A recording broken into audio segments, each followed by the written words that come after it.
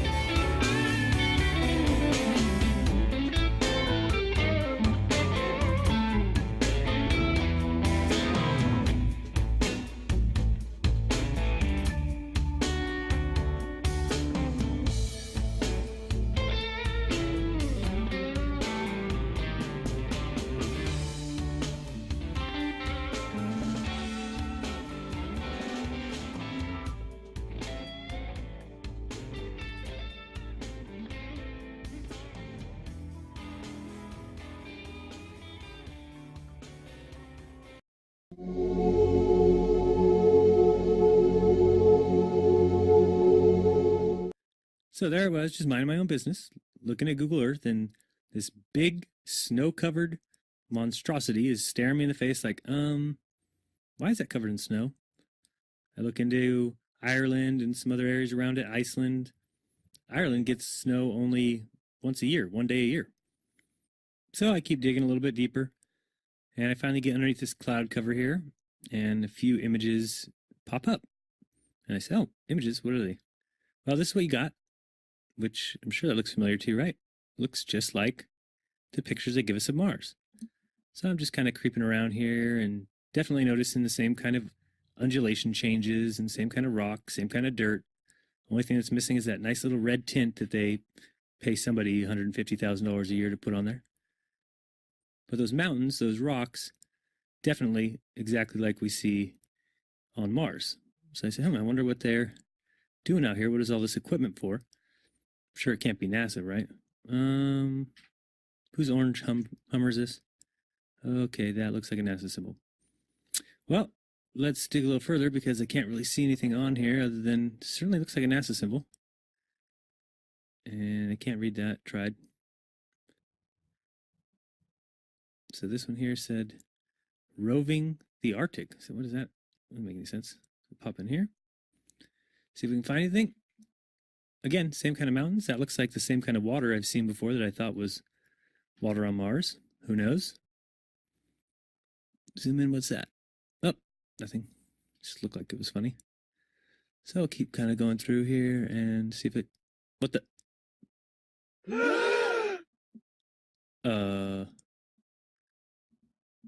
Yeah. So, I think I found out where Mars is, guys. It's just about 1,000 miles north of me. Not quite the distance that NASA says, but I can't find anybody who's in charge of this. They must be hiding behind these rocks. Oh, no, there they are out in front of everybody, just standing there. Lovely. Clown number 1, clown number 2, and clown number 3. Yeah, this is very empty here. Oh, there's one of those ATVs. All right, now we're on to something. Oh, I got another truck. Oh, yeah, it says NASA. What's that say?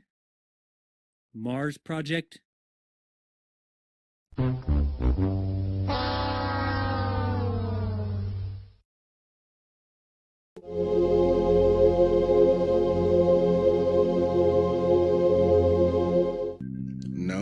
not one picture of the Earth. Imagine that. Thousands of satellites supposedly orbiting the Earth. Why can't we get thousands of pictures? One shot with the whole Earth in it. We should have a channel on cable that shows the Earth rotating 24 hours a day, every day. Nope. Let's listen to NASA's very own Robert Simon talk about how we get our fake pictures of Earth. Last week, scientists at NASA released this. The shot is compiled from data from NASA's VEERS instrument, which orbits the Earth about every 100 minutes, taking measurements of light coming off the planet. That can be translated into ribbons of imagery like this, and then into one of these. And this is just the latest in NASA's Earth from Space album, which may be one of the most mind-expanding collections of images in human history. Then in 2002, D.Marble 2.0, NASA's Rob Simon made this. Simon's job is... It's primarily taking data and making pictures out of it. That's what this is, a composite of data sets from several different instruments translated into a picture. So we actually had to take clouds out. They stashed the clouds for later, went onto the ocean. That came from an instrument that measures phytoplankton in the sea. Where it was low, I colored it dark blue because they're low mostly in mid-oceans. And then where it was a little bit higher, it was like a little bit brighter green. Then add the clouds back in. There's a small problem with it because there's a very slight gap in between each orbit. So some of those are painted on. It is photoshopped, but it's has to be. Then there was another layer to sort of simulate the atmosphere. And then there's this little bright spot. It's called the specular highlight. So it's the reflection of sunlight off of water. Those are the pieces, but you can't just slap them all together. It just didn't look realistic. It looks kind of flat, or the clouds are sort of too see-through. So I just hit Command Z a lot. There's artistry to creating the world. What I imagine it to be. Unfortunately, I'm not an astronaut. I've never been to space. But I've looked at these images over and over again, trying to sort of get the essence of it. It is photoshopped, but it's has to be. It is photoshopped, but it's has to be. It is photoshopped, but it's has to be. It is photoshopped, but it's It has to be.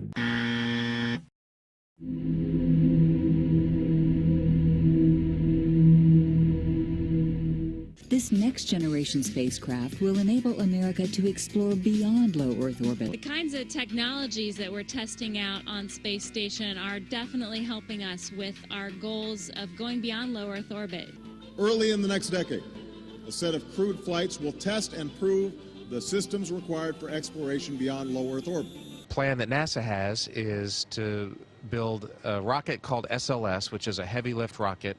It's something that is much bigger than what we have today, and it will be able to launch the Orion capsule with humans on board, as well as landers or other components to destinations beyond Earth orbit. Right now, we only can fly in Earth orbit. That's the farthest that we can go, and this new system that we're building is going to allow us to go beyond and hopefully take humans into the solar system to explore. So the moon, Mars, asteroids, there's a lot of destinations that we could go to, and we're building these building block components in order to allow us to do that eventually. We are headed 3,600 miles above Earth, 15 times higher from the planet than the International Space Station. As we get further away from Earth, we'll pass through the Van Allen belts, an area of dangerous radiation. Radiation like this could harm the guidance systems, onboard computers, or other electronics on Orion. Naturally, we have to pass through this danger zone twice, once up and once back. But Orion has protection. Shielding will be put to the test as the vehicle cuts through the waves of radiation. Sensors aboard will record radiation levels for scientists to study. We must solve these challenges before we send people through this region of space. We must solve these challenges before we send people through this region of space. We must solve these challenges before we send people through this region of space.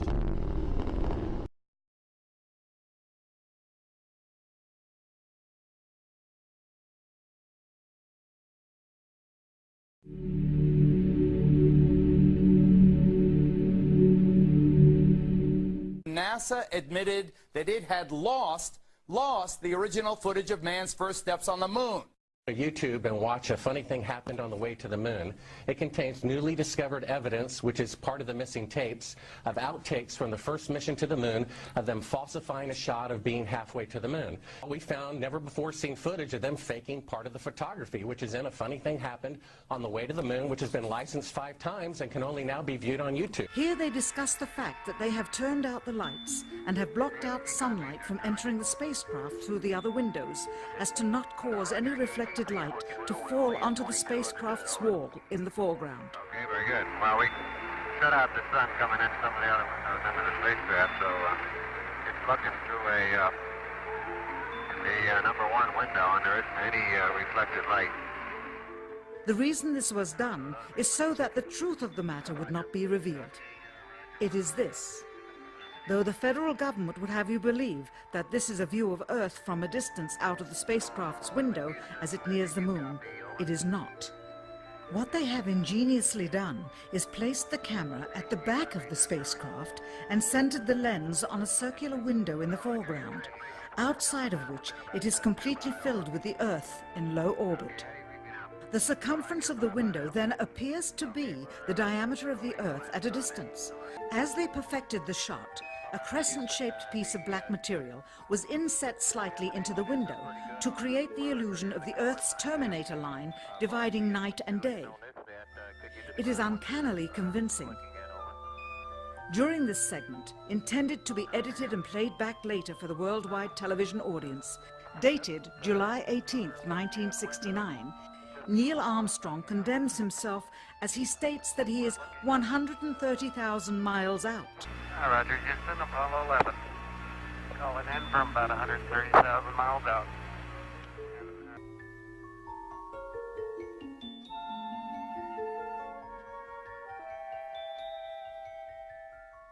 Finally, the iris is opened up and you can see the real location of the camera and the very bright and near Earth out the window.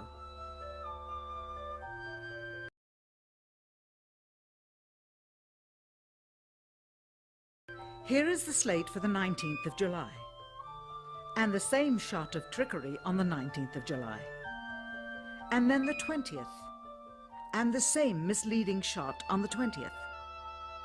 Later that evening, they were said to be walking on the moon.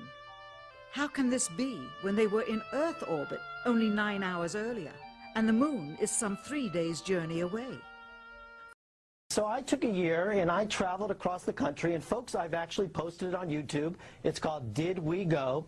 And the challenges, Geraldo, everywhere I went, it was just amazing. Moon rocks falling in Antarctica, Neil Armstrong's silence. But I was the first to report, and you played the clip earlier tonight, that all the science data, the telemetry data was missing.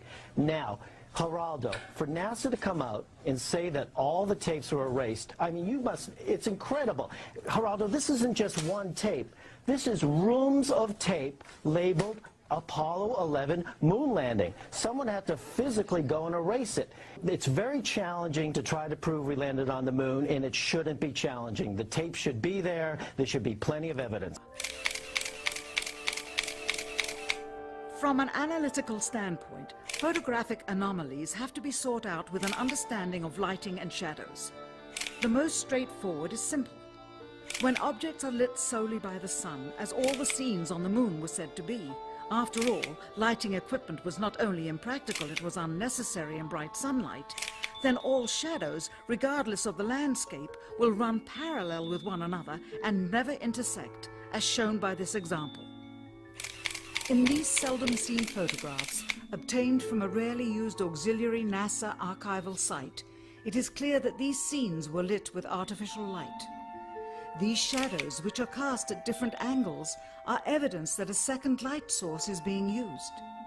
In addition, the sun would not cause an isolated hotspot like this, only an artificial light would. Again, intersecting shadows and another hotspot. And again. And again. It is simply impossible for this picture to have been taken with sunlight on the moon. Here, the shadows are shown to be as black as pitch. And yet here, completely in a shadow, the astronaut is lit up like a Christmas tree. How can this be? Or this, on the shadow side of the lunar module. In this magnification of an Apollo photograph, a rock, very likely a papier-mâché prop because of the crease here, is categorized with the letter C. In later releases of the same picture, the letter is gone, probably airbrushed out. Here, a crosshair, which was burned directly into the image from the film plate, and thus should always appear on top of the objects in the photograph, appears behind the object in this scene, clearly revealing a composite of two pictures into one. Someone apparently forgot to create a burn crater underneath the lunar module's 10,000-pound thrust engine, despite the fact that during ground tests there was a real concern for the vehicle falling into the hole the engine created as it descended. Here is a depiction based on the latest specifications and scientific data. In these enlargements, it looks as though the lunar module was simply placed there. Not even one speck of moon dust on the landing pod. As a result, all subsequent flights had to have the same discrepancy, which was explained away by the effect of no atmosphere. And what about stars? On the moon, with no atmosphere, they must have been quite a sight to behold. Yet there is seldom any mention of them, if ever, by any of the astronauts on any of the missions. Undoubtedly, creating a mural with all the constellations properly placed in the sky would have been virtually impossible to create accurately, much less realistically. A competent amateur astronomer would have been able to call attention to the slightest error in measurement. The answer? Not to talk about the stars, ever.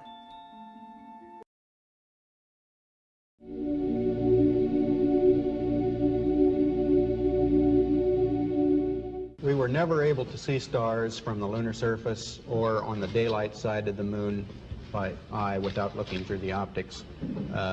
I don't recall during the period of time that we were photographing the solar corona what stars we could see. I don't remember seeing any. sky is deep black when viewed from the moon, as it is when viewed from cislunar space, the space between the Earth and the moon. And we could not see stars. It's not a black void. I mean, it's black, but there's all kinds of little polka dots. There's all the stars there, and the cool thing is about it, you can see it during the day. And when you're in space and you're looking into deep space and you're on the sun side of the orbit, the sunlight washes out all the starlight, so you can't see any stars, just like here on Earth. There's all the stars there, and the cool thing is about it, you can see it during the day. Yeah, you can, and there's more than stars. You can see planets. You can see moons. You see the gas. Magellan clouds of the Milky you Way see galaxy. The Magellanic. The sunlight washes out all the starlight, so you can't see any stars, just like here on Earth. Pretty much all the time you can see the stars. Then when you look out into deep space away from the sun, it's the darkest black you can imagine. Pretty much all the time you can see the stars.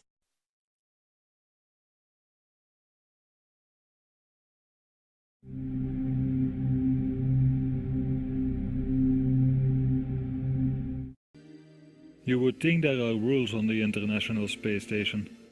For example, be careful with water next to electric devices. Their life depends on it. And I thought I'd show you how I do it. Let's see. To get started, these are the things I need. A bag of warm water, a little no-rinse shampoo, towel, and my comb.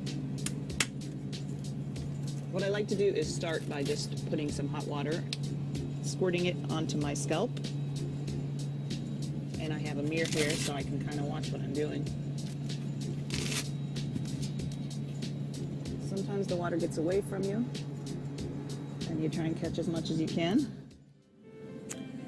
Here I am, and I got my water. So first of all, I'd like to show you how water behaves in weightlessness, which is kind of interesting. Of course, it doesn't fall down like it does on Earth, and it kind of tends to stick to your skin because of surface tension.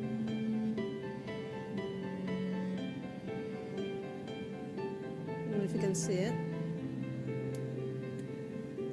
See, it doesn't really want to move away from your hand, just because of that surface tension effect. We have power bricks. You see all these things, this blue bricks for power supply. Just because it's a little bit difficult to control. So water is also very dangerous on the space station because we have a lot of electricity. So we need to be very careful not to spill it.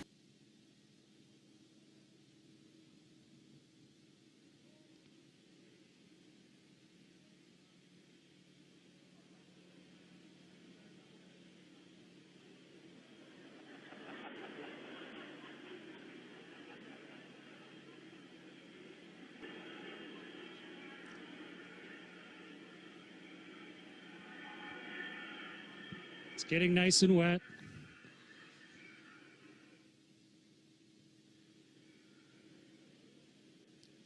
I want to make sure for the experiment that it's really soaking wet. Water is also very dangerous on the space station because we have a lot of electricity.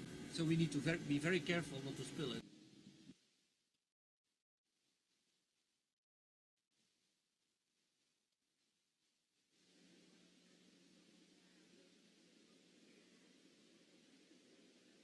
Okay. So we need to be very careful not to spill it. So I have a soaking wet washcloth here floating in front of me.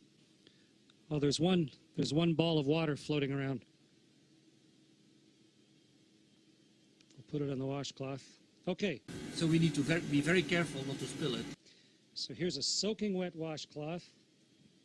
Get the microphone so you can hear me while I'm talking. And now let's start wringing it out. Right? It's really wet.